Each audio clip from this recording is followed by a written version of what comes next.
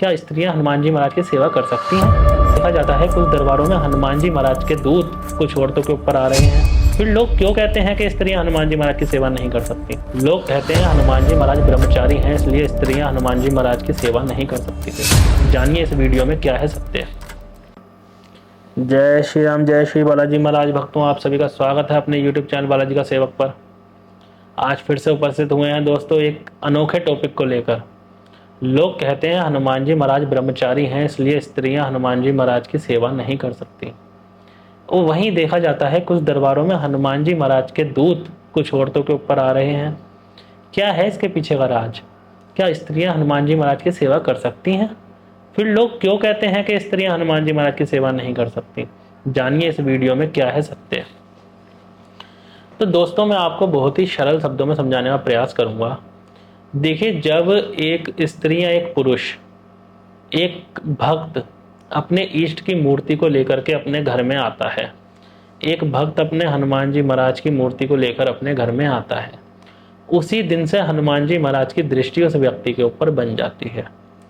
अब वह व्यक्ति, वह स्त्री उस मूर्ति को जब अपने घर में लेके आती है, उस मूर्ति को शुद्ध करती है, साफ करती है और अपने पूजा स्थान पर ले जाके स्थापित कर देती है। अब वहां पे स्थापित कर देने के बाद क्या केवल उसकी स्थापना कर देने से उस मूर्ति के अंदर प्राण आ जाते हैं?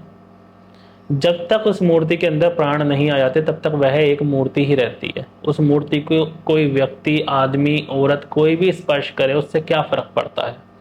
लेकिन जब उस मूर्ति के अंदर प्राण, उसके अंदर शक्ति आ जाती है, तब जरूर फर्क पड़ता है कि उस मूर्ति को कौन स्पर्श कर रहा है। तो मैं आपको बताता हूं दोस्तों कि उस मूर्ति के अंदर प्राण कैसे आते हैं। देखिए, जब एक स्त्री या पुरुष, एक भक्त अपने घर में अपने इष्ट की मूर्ति को ले आकर स्थापित करता है और निरंतर अपनी भक्ति भाव से उस मूर्ति की सेवा अर्चना करना आरंभ कर देता है, तब उस मूर्ति के जो इष्ट होते हैं, उस भक्त के जो इष्ट होते हैं, वह अपने भक्त की भक्ति से प्रसन्न होकर उस भक्त को अपनी कृपा रूपी शक्ति प्रदान करते हैं। पर वह व्यक्ति, वह भक्त, वह स्त्री निरंतर अपने इष्ट की भक्ति में लगी रहती है। तब इष्ट उस स्त्री को अपनी एक दूत, अपने एक गण प्रदान करते हैं और वह गण उस मूर्ति के अंदर आकर उपस्थित हो जाते हैं। ऐसे में दोस्तों, जब इष्ट अपने किसी भक्त को कोई शक्ति या अपने कोई दूत या कोई गण प्रदान करते हैं, तो वह अपने भक्त के भूत, वर्तमान और भविष्य सभी चीज़ों को देखकर, उस व्यक्ति के स्वभाव चरित्र को देखकर, उस व्यक्ति के शरीर, स्त्री पुरुष तत्व को देखकर ही एक शक्ति प्रदान करते हैं, जिससे कि वह शक्ति उस व्यक्ति के अनुकूल रहे और वह शक्ति सदैव उस व्यक्ति का भला करती रहे। ऐसे में दोस्तों, अगर कोई शक्ति हनुमान जी महाराज ने केवल उस स्त्री के लिए, उस स्त्री की भक्ति से प्रसन्न होकर ही उसे प्रदान की है, तो वह शक्ति को अगर वह स्त्री स्पर्श करे या उसको चोला चढ़ाए या उसकी भक्ति करे, तो वह शक्ति उस स्त्री से कभी भी नाराज नहीं होगी।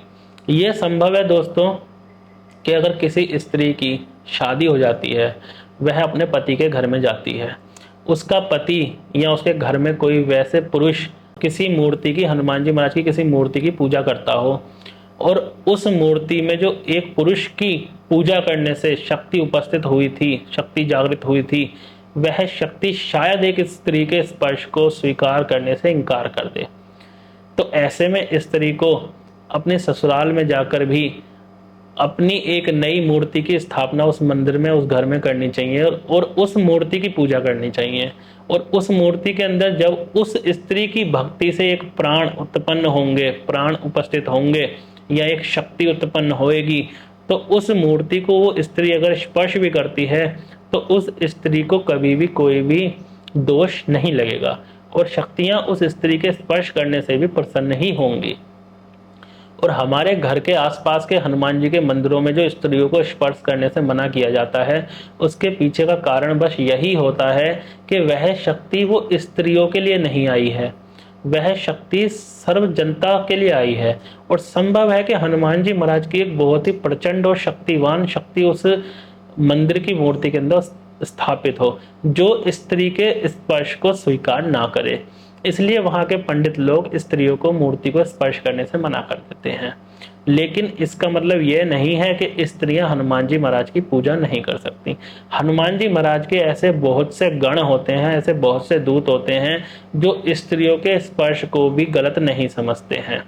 हनुमान जी महाराज स्वयं ब्रह्मचारी थे, लेकिन उनके सभी दूत व सभी गण ब्रह्मचारी नहीं होते हैं। जैसे कि मैं आपको बता दूं, रामायण काल में ऐसे बहुत से वानर थे वानर सेना के अंदर जो विवाहित थे, तो वो भी तो हनुमान जी महाराज के ही गण और सेवक हैं। या मैंने हनुमान जी के गण और सेवकों के ऊपर एक वीडियो बनाया है जिससे आप समझ सकते हैं कि हनुमान जी के दूत कौन कौन व्यक्ति होते हैं और हनुमान जी के दूत कैसे बनते हैं। कृपया कर आप एक बार उस वीडियो को जाकर जरूर देखें, जिससे आप मेरी बात की सच्चाई को और गहराई को समझ सकें, और आशा करता हूँ आपको ये वीडियो और अच्छे से समझ आ सके। तो ऐसे में उस स्त्री की भक्ति से प्रसन्न होकर मूर्ति के अंदर वही शक्ति आती है जो एक स्त्री के स्पर्श को गलत ना समझे। तो वह स्त्री उस मूर्ति को स्पर्श भी कर सकती है, उसकी पूजा भी कर सकती है, उसको चोला भी चढ़ा सकती है, और उस स्त्री को हनुमान जी महाराज की पूर्ण कृपा मिलेगी। क्यों? क्योंकि वो शक्ति भी हनुमान जी महाराज के द्वारा ही उस मूर्ति के अंदर भेजी गई है।